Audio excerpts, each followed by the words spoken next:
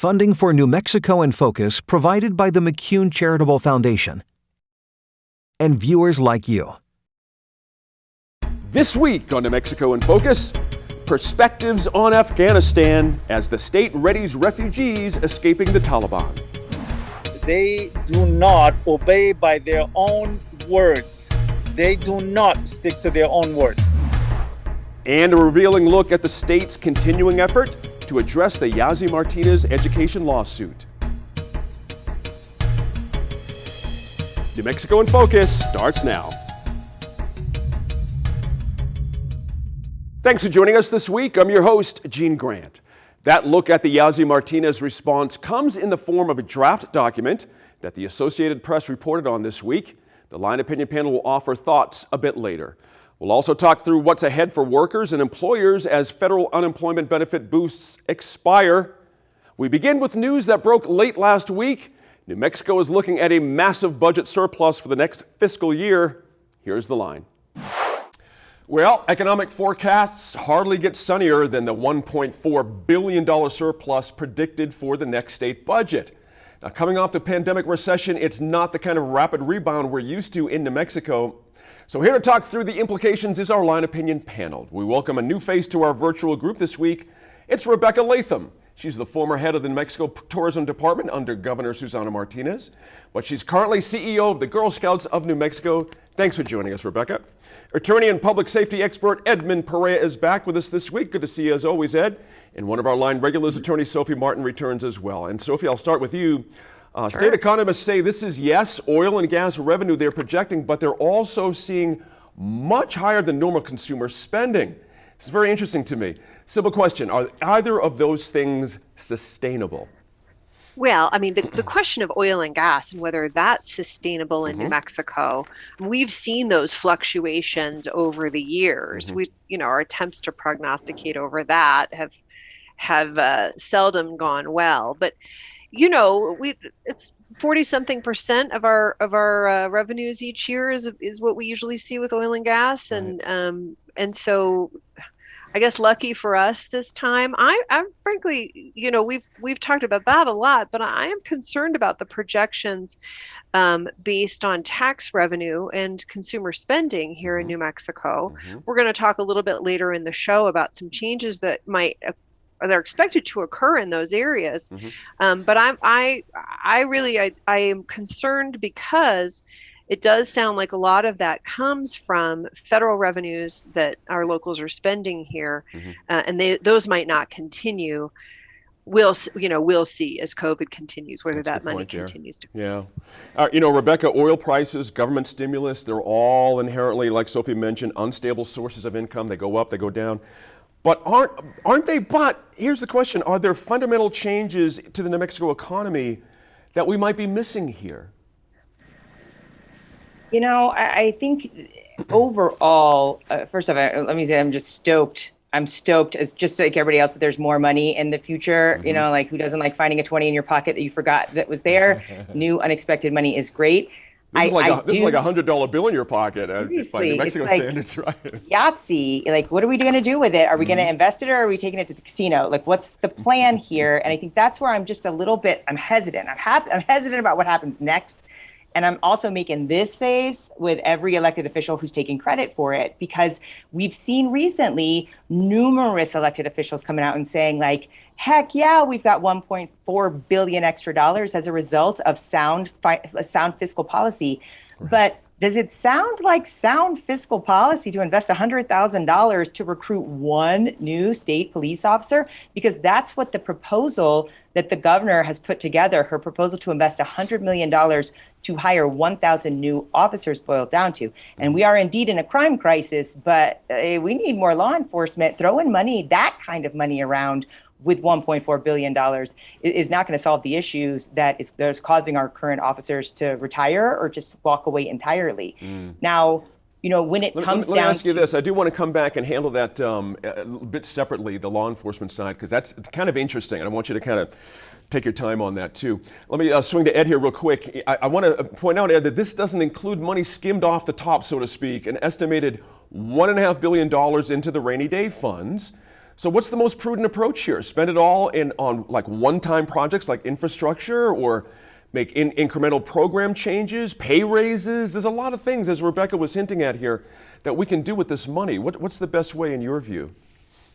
Well, whenever I hear the term, and I've heard it over and over again with this announcement, is that the government, the state is flush with cash. It raises a lot of red flags, because whenever you see this abundance of new money, there's always this tendency to go out and maybe enjoy it a little more than you should. I think one of the most important things we can do now that we have this flush of funds, is we need some oversight. We need, whatever the organization is within the government, to take a close look at how this money is spent, and not treat this money as extra money to do a lot of fun stuff.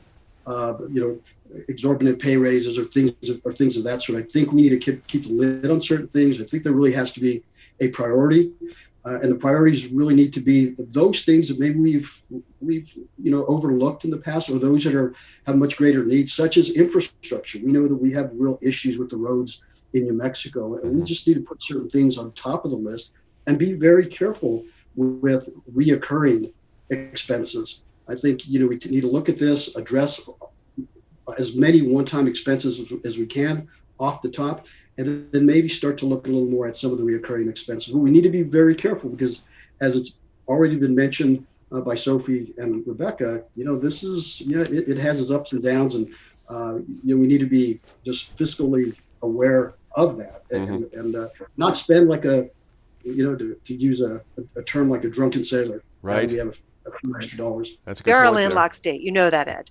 Right. Just checking. Hey, Sophie, let me ask you this. Let's widen the lens a little bit maybe. Is it really the state's job to address crime issues in what basically seems to be Albuquerque? This governor has made efforts in that direction by utilizing the state police. So, I mean, to be clear, I don't think that Rebecca was unclear in this, but she's not talking about putting money toward the Albuquerque Police Department. She's talking about beefing up the state police and then using some of that resource, that opportunity to help out in Albuquerque. I think though that it's an interesting time for us, because it has been a really horrible year and a half. I think state employees, we want to try to keep state employees working, and traditionally we've not been great about giving raises for our public servants. I personally, sort of as a rule of thumb, I'd like to see money spent in the state by folks who are then going to turn around and spend it with someone who's going to turn around and spend it in the state. And infrastructure programs certainly can be like that, where we see the benefit of the work, and then we also see the benefit of the money circulating within our economy. And my hope is, again, just as a rule of thumb, that is a priority for this government. Well, the priorities, this is going to be a tough one. Let me go back to one of your original points, Rebecca, and that is law enforcement and crime issues here. You took note of the governor's plan for $100 million of the surplus to go towards that, and you mentioned a second ago that might be, when you're talking about over $1 billion, kind of a drop in the bucket. What would you like to see for a number? Do you have a back of the envelope number personally that you'd like to see spent on law enforcement here? I think we need to address the issues that are currently plaguing law enforcement in our state before we start to just say, let's just throw more money at it. You would be hard pressed to find another New Mexican who supports law enforcement as much as I do. I love and appreciate every single one of our officers so much. But again, what we're seeing at the Albuquerque level, we've seen a mayor who's told us over and over again, we're going to hire more police, we're going to hire more police. We're budgeted for more police. We were budgeted for more police at the beginning of the administration, prior to a gross receipts and tax increase, to hire more police. We're still not able to hire more police. So clearly money is not the issue. At the end of the year, when those funds have not been fully expended on more police, where do they go? They go somewhere else. They don't go where they were originally supposed to go to hire more police. So to me, it just feels like this definition of insanity. We just keep doing the same thing and saying we're going to do more and it's going to fix the crime crisis. it is, I fully support our state police. I support and appreciate our governor taking some bold steps to say like that she wants to overhaul the criminal justice system in New Mexico. That has to be done before we can rely on more police to fix the problem. And when I did that math, $100,000 investment for each officer, it's not just like, that's just not salaries. I know that, but that's an insane amount of money without addressing the issues, before that. So I just think we got a lot of work to do. Let me bring Ed on this one too about bail reform. Interesting, we've had that conversation here at the table, so to speak, before Ed. But bail reform is certainly something that would have to be a constitutional amendment. But I guess in the context of this, with all this money, is this money enough to kick forward all the things that Rebecca and Sophie have been talking about here? Because it's a multi-pronged problem. We haven't even talked about the lack of money on the defense side of the issue. Folks have been screaming for money on that side of the deal here for a long time. So what's the deal here with bail reform? Do we need to get after that first before we can get after these other crime problems as well? Well, I think there are just so many multiple component parts to this entire issue, and bail reform clearly is one of them. I think there was this idea and this goal for passing this bail reform, and now it needs to be tweaked. I think we're realizing that it's not perfect and that there are some things that need to be worked out. I think some modifications that need to be made. Now, that being said, I'm not so sure, based upon the data that I've seen, is that this bail reform, this constitutional amendment that was recently passed, is really the problem. Whenever we look at the crime crisis, we need to identify the problem. A lot of people are pointing out as this bail reform as the problem, but if you talk to others on the other side and you look at the numbers, this bail reform isn't a major causal factor to the crime that we have, but doesn't say that we can't address the issue and make it a little better. Rebecca and Sophie just are right on the point when it comes to how we spend money, and we can't throw money at problems. And my concern always is, let's put $1 million out there for 1,000 more officers. And there's so much more to that. As Rebecca mentioned earlier, you need to make the career attractive. And part of the problem is we don't have as many individuals as we used to wanting to be police officers. And so we need to address some of those things. I don't know that money is the answer. That's a point in itself. Sophie, real quick, I'm just super curious. Politically, the next session is going to be the governor's last big whack at this policy going into the re-election. Is it going to be all crime and crime stuff? I mean, is that what we should expect? Taking a step back and speaking from more of since you brought up the upcoming elections, right? Crime has not traditionally been the topic that Democrats have sought to run under. And, it is seen as a little bit of an Achilles heel. So to the extent that the governor, it seems to me, can try to address that Achilles heel, great. But my suspicion is that her stronger case is for programs that help to lift up New Mexicans. As opposed to, I don't think she's going to be able to just ignore it. I can't imagine she would, but I think she's going to want to try to pivot to something more positive. And this money maybe gives her an opportunity to do that. Interesting point there. We're out of time, but we're back in a few minutes to talk about the end of the federal unemployment boosts. Understanding where the country was, where it is now, and then actually understanding that it could be going back to where it was and losing all that, development and traction. It is something that a lot of people are actually fearing now. As Afghan refugees begin to arrive into Mexico, there are a host of organizations ready to receive them. Of course, military bases like Holloman and Fort Bliss are the first stop, but there are aid groups, both faith-based and not. And there's also a growing Afghan community. Conversations with those people are driving my Facebook Live sessions right now. And I recently spoke with two people looking to connect incoming Afghans with services and families right here in New Mexico. We welcome Jeff Hall. He's the Economic Development Director for Economic Development Programs Manager for Lutheran Family Services. Appreciate his time. And Mullah Akbar, he is the owner of Cafe Istanbul, one of the better restaurants in Albuquerque, I'll just say, but also a refugee from Afghanistan himself. And we'll talk to him in just a little bit. Let's talk to you, Jeff, here real quick. Just a couple of questions. The public wants to know, basically, the feedback we're getting. How does this all work? When an Afghan refugee comes here, what does Lutheran Family Services then do to get folks settled here in New Mexico? Great. Well, yeah, thank you for having me. So we've been resettling refugees and asylees here in Albuquerque and New Mexico at large since 2012. Mm-hmm. And kind of how that looks like is whenever they come here, we greet them at the airport, and then we're basically assisting them with all of their basic needs from that point on.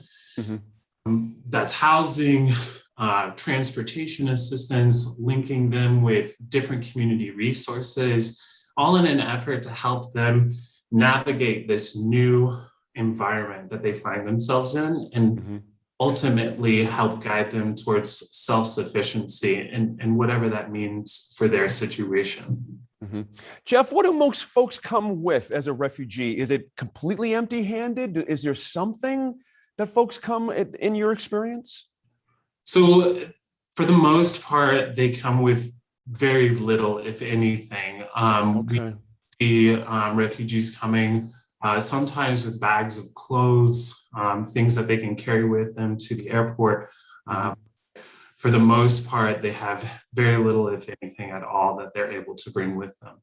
Mm-hmm. I'm wondering if mental health services are part of the game here, because, as Mullah Akbar just mentioned, I mean, this is a traumatic time. You can't just plop someone in the United States and expect it to all work out. Are there services in that regard? Yes, and thank you for bringing that up. That is one of the things, the services that we try to provide to clients as they come here, because obviously having your mental health in a healthy place leads to that self-sufficiency and that ability to be a productive member in whatever community that you're in. We do work with community partners, and we're so thankful that we're able to do so. I definitely feel a sense of pride to be a part of this community that is so welcoming. Where's your heart right now about what's going on right now in Afghanistan? To be honest, sir, it really it sunk to my heart when I heard it this morning. I heard it through a friend long before the media knew about it. A friend of mine who is in the situation where a number of other Afghans who honorably served with the U.S. mail and other U.S. institution in Afghanistan. He called me this morning. He was in the vicinity, was trying to find out if he can get on to the base. So as soon as he luckily he was further away from the blast, but he called me and said, "Hey man, it's a terrible explosion here." He said, "I don't know the casualties, but it's going to be in the tens, if not thousands, is because it's this huge crowd of people." So when I heard that, honestly, my heart, my leg, my hands were start shaking. You're like, how much can these people endure? How much on daily basis, on hourly basis? So right. Extremely sad, extremely heartbroken. Do you feel Americans understand just how difficult the Taliban is? Do you feel like we know deeply over here, or is there something missing in our understanding as far as you're concerned? Well, if I be frank with you, sir, I worked for our government for 10 years as a diplomat, traveled back and forth to Afghanistan, and I worked for the U.S. Embassy. Mm-hmm. Based on, that 10 years of experience that I know, and knowing, I still have family members and friends and others, we told them all along, these are the folks that they do not obey by their own words. They do not stick to their own words. They'll tell you at the moment, based on what they think is going to get the attention of the Americans, especially American officials. And I've told a number of times, many times, in many occasions, said, look, they're just giving you literally some hot air, and there's nothing to be these people are not trustworthy. And so yet, when their spokesperson said the United States should trust us, should we? Absolutely not, sir. Absolutely not. Well, given an example, they have been around since early 90s. you go back to their history, they made 1,000 more than that different promises to the Afghan people. Yep. And yet the very next hour, they went back and literally destroyed that promise. So how can just, a wolf puts a clothing of a sheep does not make him a sheep, no matter how they look. And that's the sad reality of the situation. And we see the consequences. American, I don't know, our American politicians, they're not naive, but I don't know what's behind it. So they knew better than this. Is it your view that in order to fix what we've got now, do you think we'd have to go back in with coalition forces and have a fight on our hands with the Taliban to get all the Afghans we need to get out who have helped the U.S. over time? Honestly, based on my own experience, or based on knowing what I know, worked in that country, knowing the culture, and knowing these folks that we've been dealing for over a better part of that 2 decades, I think there is no other alternative. There is no other alternative other than, again, making that enormous amount of sacrifice by the Western government, led by the United States, to go back and clean this up. Will that happen? I don't know. This is going to be depending on our current politician and future politician. Yeah. How big is the Afghan community here in Albuquerque? I'm curious what you've seen grow over your time here. Oh, it has grown. Back in the mid-90s, we're about 52, maybe 70 families. Now, I want to say close to 400 family or more.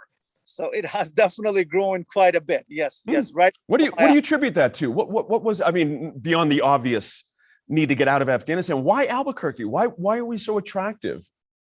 I think there were a number of different cases or different issues. Number one, I think people, like Jeff said earlier, when they come in, if they knew someone in different parts of the country, they tend to gather around those individuals because, number one, the language, the ways around. They can call upon you and say, hey, how do I do this? How do I do that? That makes them feel comfortable.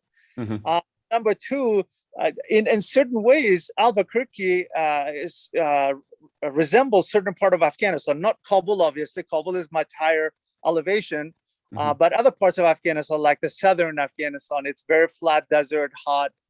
North, part of the north is like that. So it's some feels like this is more like home. Others feel like, being close to someone they know, they trust, it makes them feel comfortable. Then other times, there are other states, they simply don't have room. They'll say, whoever can be able to welcome these folks, and please, go ahead and do so.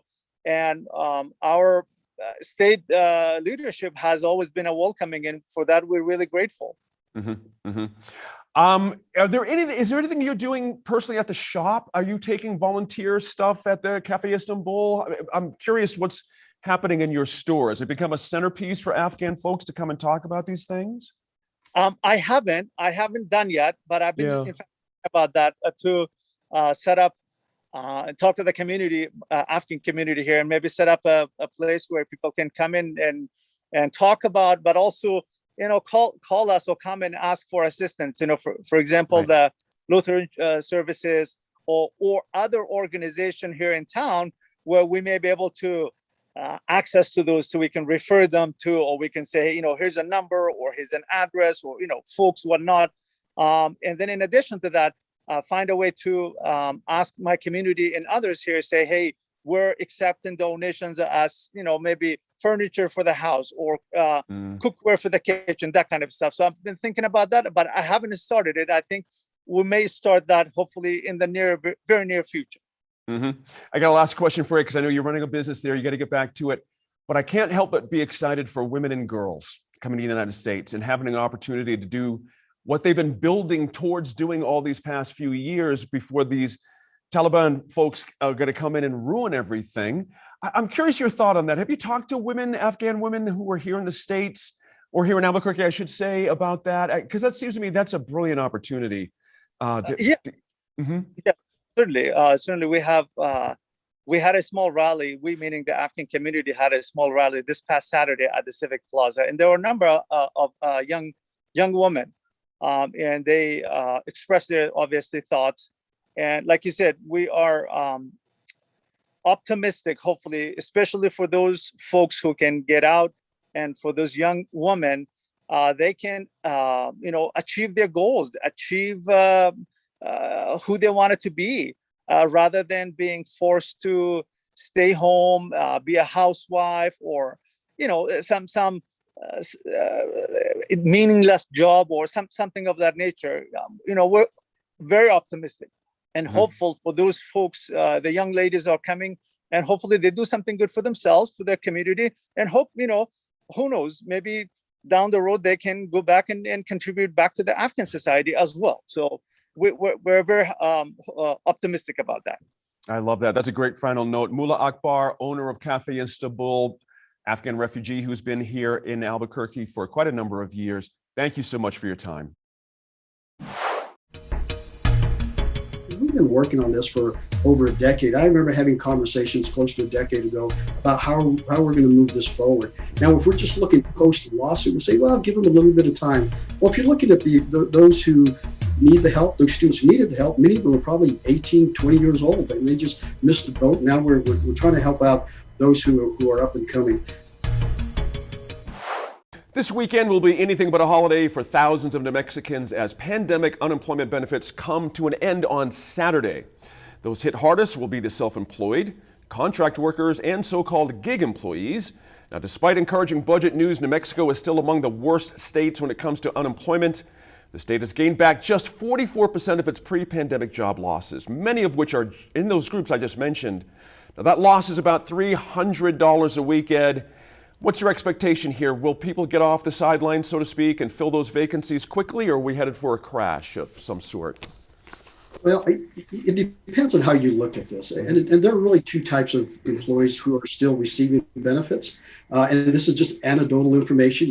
I read stories about those individuals who are going to be put in a very difficult position once this benefit ends. They're going to struggle, as you mentioned, the self-employed are one of those categories. But again, anecdotally, we hear the stories out there about those individuals who don't want to go back to work or are hesitant, because they make more money with these benefits. So how that's going to divide up when these benefits end, I think maybe it'll force a few more people into some of these many job openings that exist out there.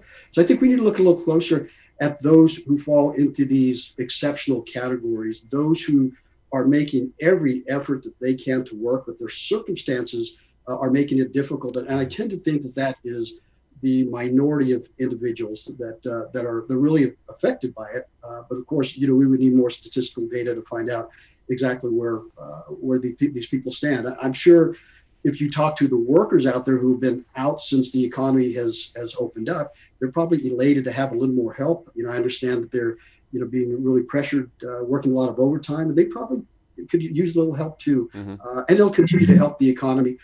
There are businesses who are only open part-time because they don't have the workers. So that's right. Bringing more workers into this workforce with all the available jobs, I think, is really going to continue to benefit the economy. Good point there. Rebecca, the narrative has been that if you remove benefits, more people will get jobs. But data from the Labor Department and other financial services and payroll companies that I've seen show that any increase in employment is small, and it doesn't counteract the lack of spending that happens after the federal boost goes away. Low-income people spend less, and they're only marginally more likely to get a job, if we think about it. That doesn't bode well for us when you add all those things together. No, if you're looking at the, as we had discussed earlier, the new money, a lot of that new money is coming as a result of the expansion of the unemployment benefits. And so, it has been beneficial to New Mexico that we've been able to support our own and generate more tax revenue, that goes into the bottom line. As far as do we continue to expand it or what the right answer is, I'm with Ed. I have had to rely on unemployment before, as has my husband, and to feel anything other than complete sympathy for people who are really genuinely looking for work is just wrong. But we know there are people out there who aren't even trying, and we know that there are jobs, good jobs, that can't be filled despite how many people are looking for work. And, it happened with us. We had 3 different candidates for a full-time job with room and board ask if they could accept the job in September when their unemployment insurance ran out. This was in June. Wow. So, we do know it's real. It's not. I think it's terrible to make a generalization that everyone is not looking, even though they say they're working. And it's just, this is a tough one. Yeah, it is. Sophie, oh, sorry. Go ahead, Rebecca. Do you have another point there? Sorry about that. So I got to think there's naturally going to be some heartburn, among people who have had a rough go of it during COVID, but, have been able to make ends meet without unemployment. I've talked to a lot of the folks, Uber drivers, for example, just had this conversation just the other night. Is that likely or maybe reasonable dynamic, do you think? I think it's I think it's a tough dynamic right now. And yes, there are people who are working and who are electing potentially to work jobs that would give them less than unemployment insurance might. One of the things that I think is really notable is it's a local conversation. It's also a nationwide conversation about the value of work and what we pay our employees. And I think it's worth noting, Legislative Finance Committee data here in New Mexico shows that statewide unemployment for jobs that offer more than $60,000 a year increased 13.6% since January of last year. Wow. But employment in jobs making less than 27,000 decreased. So people, those are not necessarily apples to apples, but I think when you think of the $27,000 a year job, and the difficulty that some businesses are having in filling those jobs, well, you know what? It costs money to work. If you're a parent, childcare costs money, transportation costs money, you may have uniform costs. All of those things, we were sort of getting away with businesses were getting away with not factoring that into their employment offers, the amount of money that they were going to pay. We see locally and nationally wages rising because of this pressure. Right. To fill those lower paid jobs. Is that happening here, Sophie, in your view, anecdotally or otherwise? My understanding is that it is happening here. Presbyterian, I think, is a good example. The hospital has raised its minimum wage across the state to $15, and I want to say Santa Fe is 17 or 20. I don't remember exactly off the top of my head, but yeah, so we are seeing some of those pressures. Well, what we've talked about for a while now is, for an individual who is making minimum wage, let's say at Walmart, they're accessing social services, they're accessing SNAP benefits, other assistance programs, and so we are paying as an electorate, as a country, as a state, we are paying for those low wage jobs, and so we're it's coming out of our pockets anyway. Right. Employers are screaming about, this is too expensive for us. We're not making enough money. Yeah. But this may just be reality now. You have to pay more. Yeah.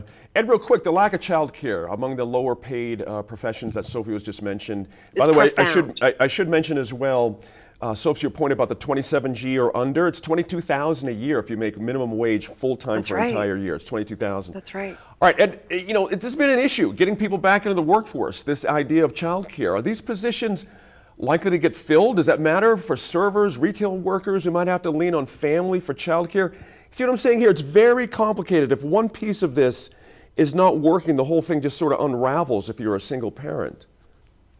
Absolutely, Gene. It is an issue for many. In my business, I practice family law, and I deal with a lot of families and family-related issues and childcare issues and things of that sort. So I can see from a perspective that for many out there, men and women, who are primary caretakers of their children, this is an issue. This is an issue if you're a single parent, if you're not a single parent, if you're co-parenting and you're both trying to work to raise children, childcare is an issue if you both work the same schedule. Often you don't have, in New Mexico, we think everyone is surrounded by family, but you often don't have that with others. Sometimes, they have nothing to rely on but childcare. And if we're slow to moving back to really open up the doors of many of these childcare facilities, families, parents, single or otherwise, are going to have to make that decision. So it's a reality that I think requires, just a closer look as to what effect that is really having and what options might be available to That's right. overcome that. Yeah, good points there. This is yet another issue we'll be tracking in the coming weeks as we start to see unemployment numbers coming in.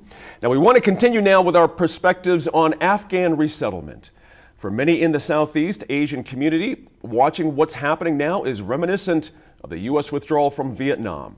Senior producer Matt Grubbs spoke with Tam Lee, who was a software developer and researcher in New Mexico and who arrived in the U.S. as a child when his family left Vietnam, about the parallels he sees, what it's like to emigrate from home when it's risky to do so, and how he talks about the experience with his kids.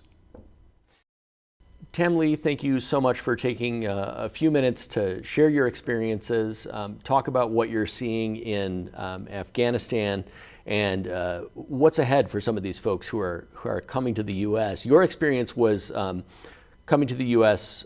From Vietnam, and you said that's in the early 80s? Yes. Okay. When did you leave? Why did you leave? And what is that journey like? You were just a little kid, obviously, but what do you recall?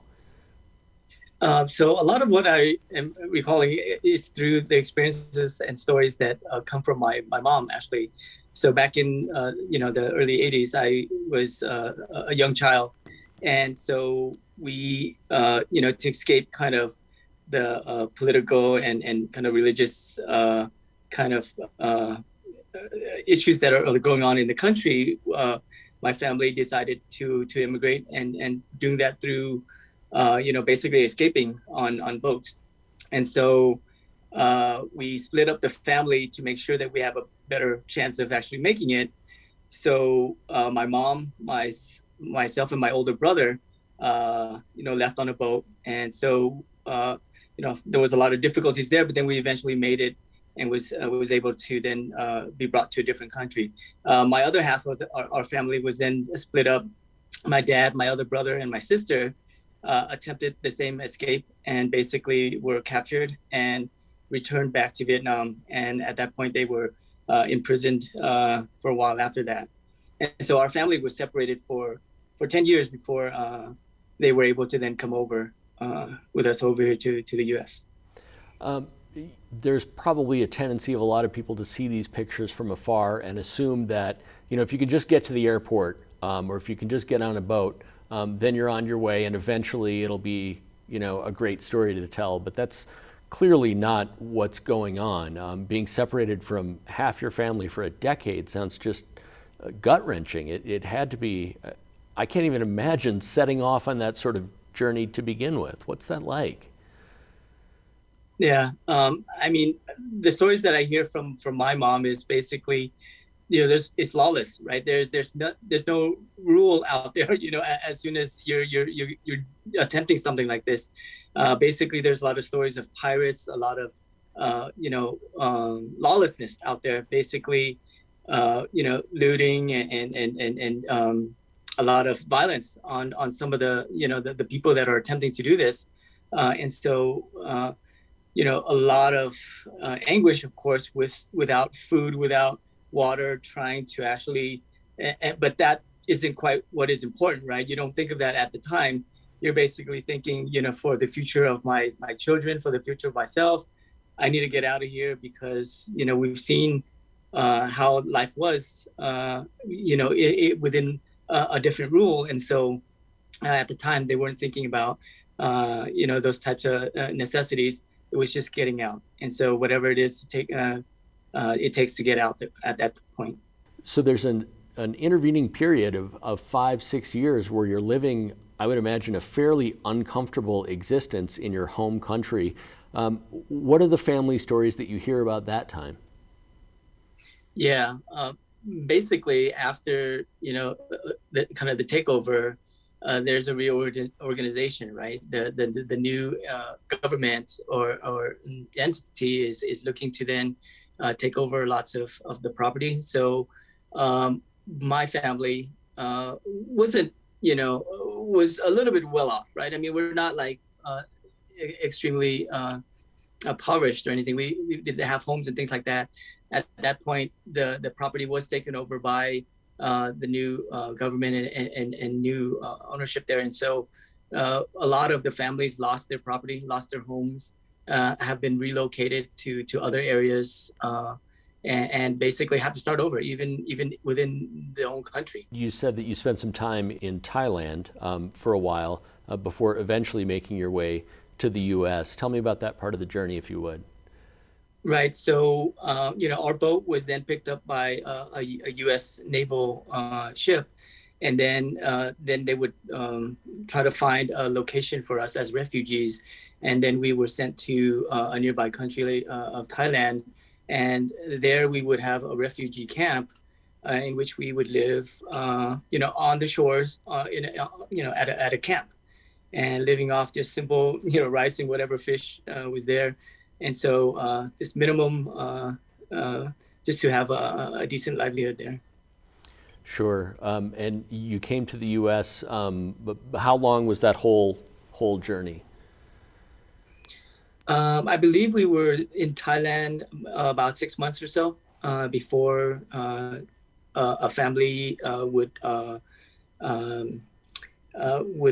accept and work with us. And then at that point, we would then be sent to the U.S. And have kind of a partnering family to be able to help us kind of start off in the U.S. I can't imagine what kind of a culture shock that is, to go from your home, which is totally familiar, to living on a beach in a camp, and then to the U.S. with everything that comes along with moving to the U.S. in the 80s, I'm sure. Yeah, absolutely. Basically, it's not like we're coming over here with suitcase and luggage of our belonging. It's just, whatever on our back and whatever we could bring. And of course, it's basically nothing. So coming over here with my mom and my older brother, which is probably, a couple years older than myself. So probably 5, 6, and 3 myself. And with my mom coming over, it's basically her starting all over from scratch with basically nothing. We talk or we hear about things like baseball and apple pie, but in so many other ways, yours, the immigration experience, leaving everything and coming over here with nothing, is the definitive American experience, it sounds like. Yeah, absolutely. Especially, a lot of the immigrants that are coming over, basically they're coming over for a better life. And what they started out with over there was, not having much in the first place. But then it's the hopes of having, more and being able to have for your, provide for your children and things like that. The hopes to come over here to be able to start that. And a lot of the people that are coming over now is exactly that, right? They basically are coming over here in the hopes of someone that can support them and just to be able to help them to be able to start something, here. Certainly. You talked a little bit about seeing images of helicopters and planes in Kabul and things like that, and it has such a direct parallel to the scenes that your mother described to you, with Saigon in 1975. What do you hear, from others in the community about seeing this sort of thing? I mean, it brings a lot of emotions, right? Such parallels, understanding that, what type of changes or what type of things that would be coming back to the country that is so long, been away from, for another political power to take over and to kind of set everything back from where it is now is a heart-wrenching, right? It's one of the difficult things to be able to experience, right? Understanding where the country was, where it is now, and then actually understanding that it could be going back to where it was and losing all that, development and traction. It is something that a lot of people are actually fearing now, right? And understanding what, they have to go back and experience again. If you don't come from that family, it's hard to understand kind of the fear, the confusion, the chaos that's happening right now. Is this something that you talk about with your kids, as they're seeing what's going on? Yeah, absolutely. I talked with my son quite a bit on, the parallels and some of the concerns and why, people are leaving. A lot of people don't understand, what is the point? Why are they leaving? It looks fine, if they just, accept it. There's lots of change that's going about. These are the people that have experienced in the past, how the country has been ruled, how the country has been run, and understand some of the what happens over there. And so be a little bit open-minded. It's really good for the kids to understand that, there's experiences over there that they have experienced, and there's good reason for them to have to really try to attempt. I mean, these are not safe methods of trying to leave the country, but at the moment, all they're thinking about is the future and how to better their future. Before we go, have you been back to Vietnam? And if so, what was that like? Yeah, absolutely. I've been back several times to visit family. I still have lots of aunts and uncles over there. So I've been back maybe 3 years out of the 30 so years I've been here. Mostly, going back there and visiting family and things like that for New Year's. The experience is kind of overwhelming, to go from the U.S. and going back to Vietnam and seeing, kind of the hardships and kind of the living situations over there. There's, definitely lots of opportunity here that if you work hard, you'll be able to achieve over there. There's the opportunity is not quite there. It's difficult to rise above and be able to make something more for yourself there. Sure. Well, Tam Le, thanks so much. I've really enjoyed this, and I appreciate you opening up. Absolutely. The COVID-19 pandemic is still wreaking havoc on New Mexico's schools, and those lingering challenges come during a time when the state is still struggling to improve educational opportunities for all students. The Associated Press recently got a hold of a draft plan by outgoing Education Secretary Ryan Stewart to address those inequalities, which were at the center of the infamous Yazzie Martinez lawsuit. But that report, which is more than 100 pages, is short of specific ideas, assignments, or programs. In fact, it seems to fall short of many of the recommendations of Judge Matthew Wilson, especially in terms of broadband improvements for the state's most vulnerable populations. And Rebecca, several years into this, should we be further along in solving these inequalities, or got to ask, has COVID thrown all of that out the window, or should we just still be chugging along here despite COVID?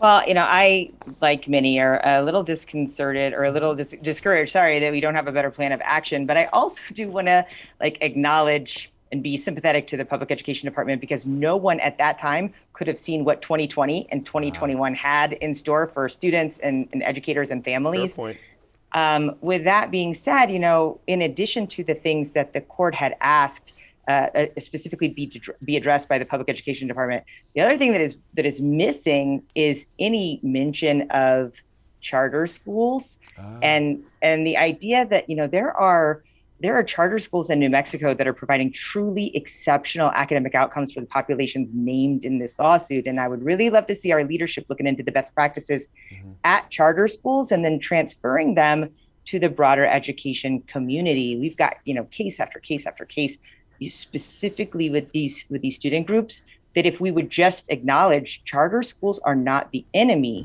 maybe we can work together to learn to benefit the students. It's something worth looking into. That's a very interesting point you make there, Rebecca. I hadn't really thought about that, the charter schools not being sort of highlighted there, even though there's some excellence to be shown. I got to think, if I'm in the public school system, you may not necessarily want to be highlighting charter school success, but we can all get that. But Sophie, swinging to you on that, Sure. The plan I just mentioned is just a draft. Should we get all worked up about this as just a draft, or should we be a little bit further down the road at this point on all these issues? There is some concern that it isn't further down the road. I mean, I think State Representative Derek Lente, who represents a number of Native American constituents and has been a real advocate for that community, says, look, we only got so much time to review when this is not a draft, when you're ready to actually show it to us. And we need that time in order to be able to give effective feedback in advance of the next legislative session. I don't think he's wrong about that. Sure. That even at 100 pages of draft, let's assume it gets bigger, and folks are going to need time to read, digest, reflect, and respond. And there's not a lot of that. So, I mean, one thing that I think is notable here is that this was not, from what I understand, an official release of this document to constituencies. And so we're still waiting to see what everything will be. Ed, one of the specific recommendations of this new plan includes an increase in pay for teachers who have secondary Spanish or Native American language certifications. And that makes sense in terms of attracting teachers in hard-to-fill positions, but teacher recruitment seems to be just this monumental hurdle in general in New Mexico. Is it time for more radical thinking on this front than what we discussed a little bit earlier, that it just can't be about money? Something else has to be kind of introduced here. Yeah, again, it's all about appealing the teaching profession to as many people as possible. We've had periods of time where teaching positions were filled. There was something about being a teacher that really attracted a lot of promising people in our state. But we seem to have lost that, just like we've lost a little bit law enforcement. I'm not sure really what the reasons are. Now, with regard to this plan, full disclosure here, I was a member of the Latino Education Task Force, which was a driving force behind the Martinez side of the lawsuit.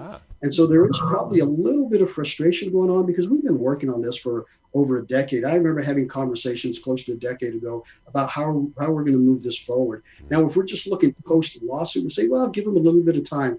Well, if you're looking at those who need the help, those students who needed the help, many of them are probably 18, 20 years old, and they just missed the boat. Now we're trying to help out those who are up and coming. But any little bit helps. You mentioned teacher pay and teacher incentive. I won't knock anything that really brings in those promising individuals and helps those out who are really contributing to the solution of making our education system better. Rebecca, the idea of broadband in this, back to the broadband issue in the Yazzie Martinez lawsuit, Judge Wilson, set a standard for high-speed internet for students, and the public education department has its own standard, which is actually less than that. Is there still a major disconnect on this issue and the importance of connectivity? I mean, we've been talking about this. Ed just mentioned 10 years. We've been talking about this for 10 years as well. At least. Yeah. Major disconnect, especially when, again, these guidelines were kind of put in place, saying what the judge said, this is what I expect to see, in the public education department saying that what we do was already enough. That was all pre-pandemic, and that was when we didn't know how important two-way video communication between students and teachers could be. Not to mention, there is a very large number of these students, again, specifically these student groups, that it wouldn't make a difference because we are not doing enough to get internet to those students, and broadband hotspots, Wi-Fi hotspots don't make a difference if you don't get cell service out there. So it's kind of like we put these benchmarks in place. You've got to be able to do better for these students, and it's not just on the public education department. Our entire state, our communities as a whole, need to rally around these particular student groups and do better for them in terms of community support, what we're doing, that wraparound support, and how we're getting them better food, how we're getting, addressing food insecurity and broadband and all of the things. It's such a big issue. We all have to take more responsibility in helping. Good point there. So just a couple of minutes left here, but the governor has tried to get the Yazzie Martinez case thrown out, as recall, but the judge has ruled the state has not done enough yet. And you might recall, I'm sure, former Governor Susana Martinez had vowed to appeal that initial ruling before Governor Michelle Lujan Grisham reversed course after winning 2018. Is that lawsuit still doing its job in terms of forcing the state to address education inequalities, especially considering we haven't seen the needle move much in 3 years, honestly? Well, I mean, I think as long as the ruling stands, it is something that the governor, whomever the governor might be at that time, at least has some sort of obligation. There is some legal obligation there to address it. Right. It doesn't seem like it's one thing to say, yeah, we agree with that in principle, and to a certain extent, to what Rebecca was saying, it's another thing entirely to actually do it. Right. And sort of circling back to our earlier conversation, how big a chunk of that 1.4 billion would really, aggressive work toward satisfying this this obligation? How big a chunk would it take of that money? I don't know, but I hope that will be part of the conversation. It's almost tailor-made, Ed, again, real quick, for a one-time expense hit. That's what I'm talking here. Why can't we rally around this idea of broadband and say, by a date certain, we're going to be at X? Why is that so hard? And Gene, it shouldn't be, right? I mean, it seems to be pretty straightforward, but what it requires is leadership, and to take this issue, someone takes responsibility, takes this issue by the horns, and someone, please. That's all we're asking. That's right. And makes it happen. That's right. It's doable. That's right. It's going to take someone to be that driving force behind it and make it happen. We're all asking. That's a wrap on our Line Opinion panel this week. We thank you all for your research and insights, and be sure to engage with us on any of the topics we tackled this week on the line by reaching out on Facebook, Instagram, or Twitter. I had an opportunity to make it out to Expo, New Mexico, better known as the State Fairgrounds, this past Sunday for the big Route 66 car show. And while the cars were cool and the fairgrounds are looking really good right now from all the rain, the big talker of the day was the upcoming state fair and who's not going to be there, namely unvaccinated kids looking to show their livestock. They'll be in Roswell, and some have even taken up the Oklahoma State Fair's offer to show there. There was some sadness at how the fair would feel without these kids and their livestock in the barn. And here's a thought though, what if the Roswell version is a hit? What if our rural friends decide it isn't worth the time and expense to trailer all the way to Albuquerque if they can sell their animals close to home?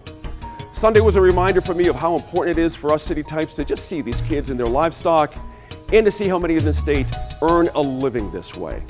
Thanks again for joining us and for staying informed and engaged. We'll see you again next week in Focus.